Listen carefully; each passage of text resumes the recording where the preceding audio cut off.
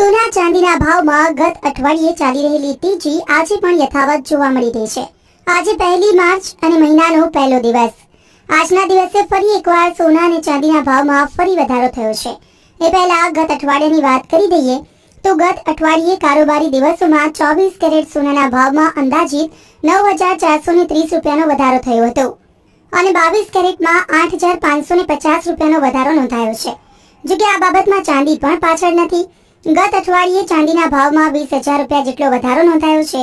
ત્યારે આજના લેટેસ્ટ રેટની વાત કરીએ તો આજે દેશભરના મોટા શહેરોમાં 24 કેરેટ સોનાની કિંમત 1,68,860 રૂપિયા પ્રતિ 10 ગ્રામ છે અને 22 કેરેટની કિંમત 1,54,800 રૂપિયા પ્રતિ 10 ગ્રામ છે।